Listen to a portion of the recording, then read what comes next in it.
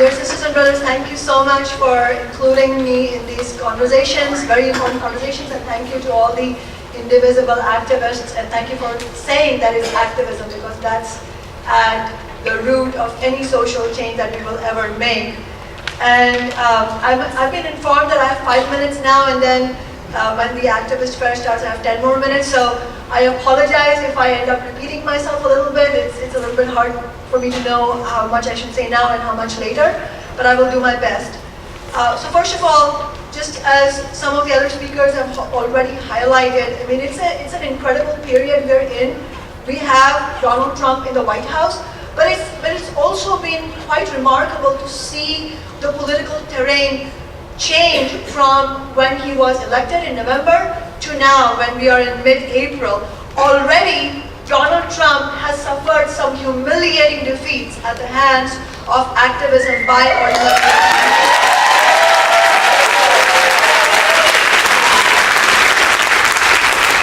First, in January, at the end of January, we saw his really abominable attempted Muslim travel ban suffer a stinging defeat, which involved really incredible litigation efforts, obviously, but I think the bottom line of the edge of that movement that put Trump's back against the wall was ordinary working people peacefully shutting down airports all the way from JFK to SeaTac.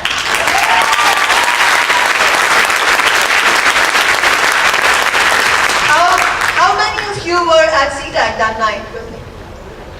Well, you know what?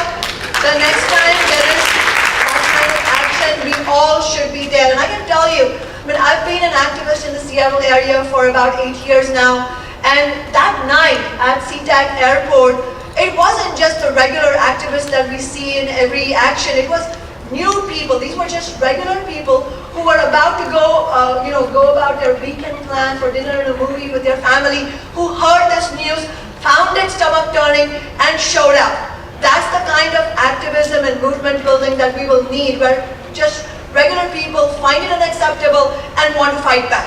And that's what we are going to do. Again, going to the question of healthcare, the biggest defeat for Trump so far is the utter defeat of Trump care.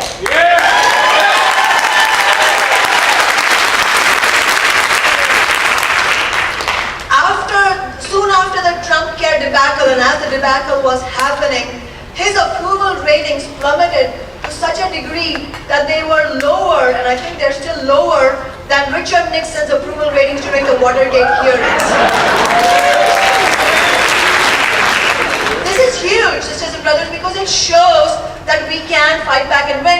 And remember, just like the airport shutdowns, the peaceful airport shutdowns that provided the impetus to end the Muslim travel ban, for the healthcare question, the Trump care question, what was it that really put the backs of Republicans against the wall? It was the town hall after town hall where tens of thousands of people, many of them Republicans, many of them Trump voters, when they found out that Trump care would mean losing the benefits that they had won through the Affordable Care Act, they immediately showed up and started shutting down these town halls, to the point that the Republican congressional members, they started absconding from these town halls because they were afraid to face the wrath of the people.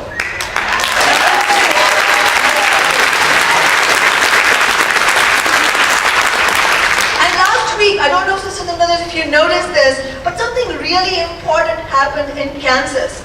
At a congressional seat, as many of you have heard, there was a special election, and this is one of the safest districts. This is a district that Democrats don't campaign in because it is so tied to Republicans.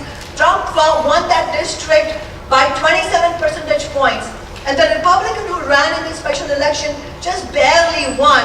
And that shows us, I mean, this is important for us, because we have to understand that even though there may be divisions and barriers on many other questions related to sexism and racism, and we should be unbending on our positions in favor of women's rights and the rights of black and brown people, but at the same time understand that when it comes to many economic and other day-to-day living issues, We can. There is a potential to win people over because many of the people who voted for Trump voted just because they wanted a change from corporate-dominated politics.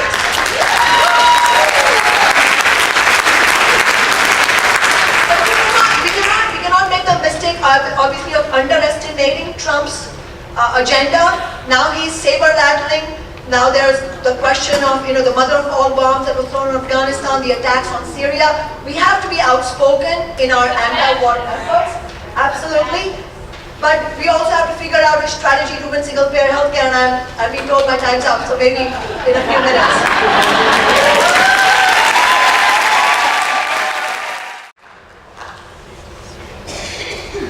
So as some of the earlier speakers highlighted, we not only have won a key victory by pushing back on Trump Care, we also have a very, very important historic moment to go well beyond that and push to win single-payer healthcare, Medicare for all healthcare.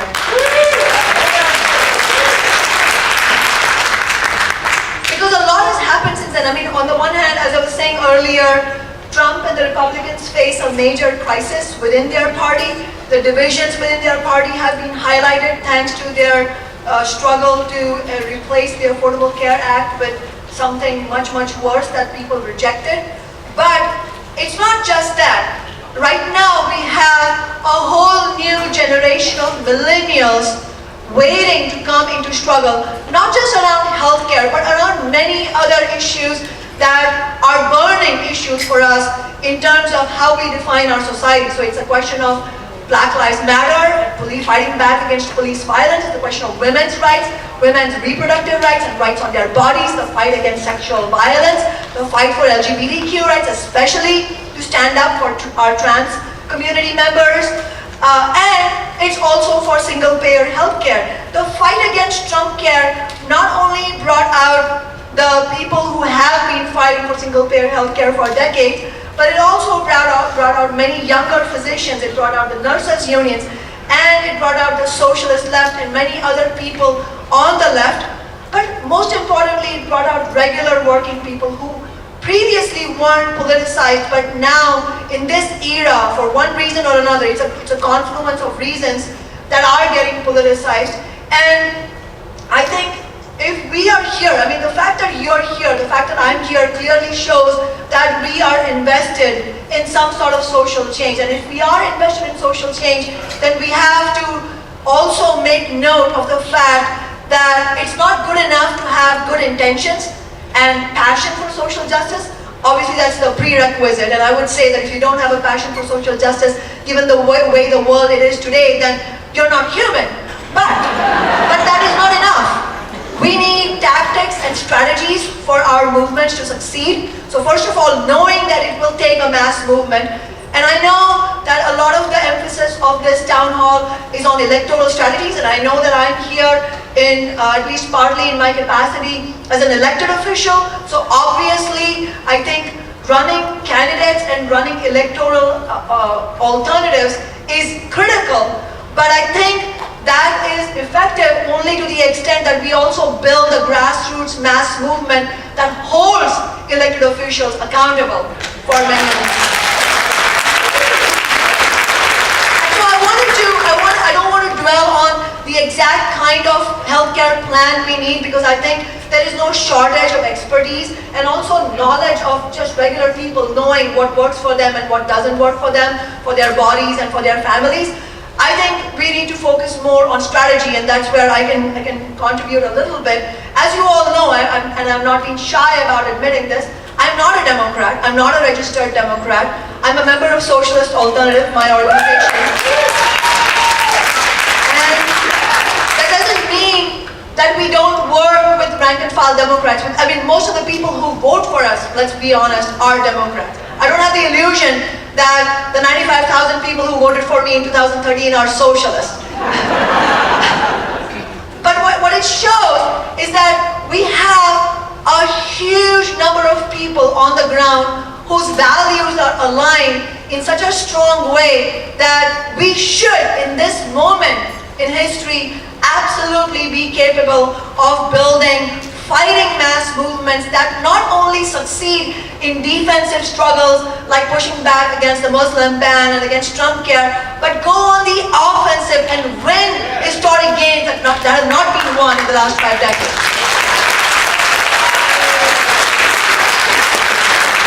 And that is where our fight for single-payer healthcare comes in. But I do believe that some key things are important for us in terms of strategy for building this movement. One, as other speakers illustrated, and I completely agree with them, we need a solid, united movement. We need to understand that there is a whole lot of agreement on the broken healthcare system, that the ACA, while it did deliver benefits, does not go nearly as far enough. It still leaves the entrenched power of big pharma and big insurance, and that we need single-payer healthcare. There's a huge, broad agreement. That we absolutely have the ability to build a united movement. And I would say this unity can go well beyond, and I was alluding to this earlier, this unity has the potential to go well beyond traditionally who we would consider democratic voters or liberals or progressives or socialists. I don't know how many of you watched Bernie Sanders' town hall at McDowell County, West Virginia, on healthcare. And if you haven't, I would really urge everybody to watch it, because it's a real education in how working class consciousness can shift even in a matter of minutes. Because if you reach people on the issues that they care about without compromising on the issues that we care about, there can be a potential for a broader based struggle. And I'm not saying that that's going to be easy, but I'm saying that there are those glimmers of hope that we should really harness. But paramount that we have to do, that we have to recognize, in addition to the importance of building a united movement and not letting our differences split us, is also understanding that our movement for single-payer healthcare can be successful only and only if we have an understanding that we cannot let this movement be subordinated to what is convenient or comfortable to well-meaning but career Democrats who are not willing to fight for single-payer healthcare.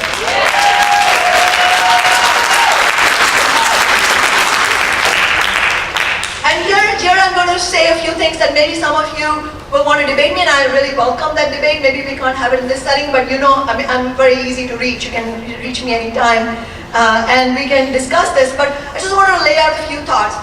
So if our movement is not to be subordinated to corporate politicians of any party who are not willing to fight for our movement, who are not willing to put their careers on the line to win something that is actually going to raise the quality of life for real human beings in a real way, then we need to look elsewhere. We need to really build our movement independent of them. And they're free to join us, they're welcome to join us, but we're not going to adjust what our movement is going to fight for what they're willing to do. I mean, just to give you examples, I have some questions, for the Democratic Party establishment. The Democratic Party establishment refused to bring Medicare for all or any single-payer proposal forward in the 2 years that they controlled the White House, Senate, and House of Representatives. And yes, Republicans were determined and unrelenting in their opposition for everything. But the question that we need to ask the Democratic establishment is, where do you go to for your strength and your power? You should go to ordinary working people who are willing to fight with you and build a movement on the street, and that's how you win victories. That is how we won $15 an hour in Seattle, a movement that has now gone nationwide. That is how we are winning tenant rights, by compromising, but on the basis of what is winnable by the strength of the movement, not what is acceptable to people who have, politicians who have taken corporate money are not willing to shift their priorities. In early January, 13 Democrats in Congress voted against Bernie Sanders' proposal to allow Americans to buy cheaper medications from Canada and other countries, and Senators Murray and Cantwell were among those Democratic senators who voted against it. So the question is, if Democrats support healthcare for all, what is stopping them from taking the correct action at the time that they have opportunities? And what is stopping them from moving forward right now in the states that they control? There is a movement in California that is fighting for single-payer healthcare. Then why is California's Democratic Governor Jerry Brown speaking out against single-payer healthcare rather than championing it?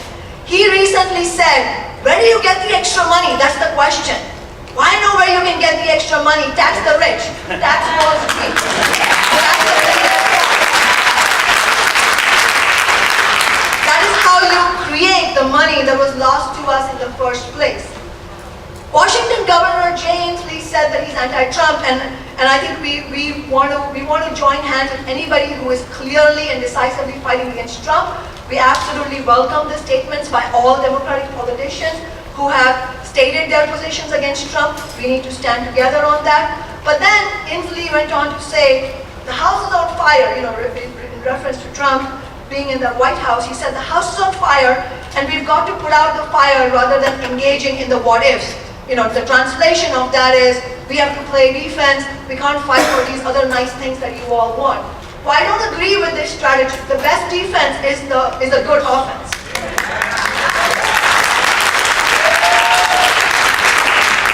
And one last thought I can leave you with. Imagine if California, Oregon, and Washington all won a West Coast single-payer healthcare by taxing big business and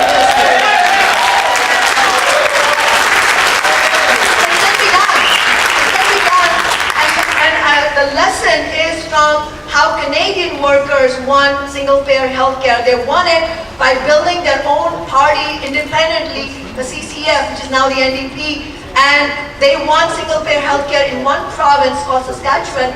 But it was so popular, understandably because it works, that it became so popular that people all around Canada wanted it, and there was so much pressure on the ruling party politicians that they put in federal single-payer healthcare because they were worried and they were afraid that if they didn't, the left parties will come into power. That is the kind of strategy and courage we will need to break from the strategies that haven't worked in the past and go towards something that will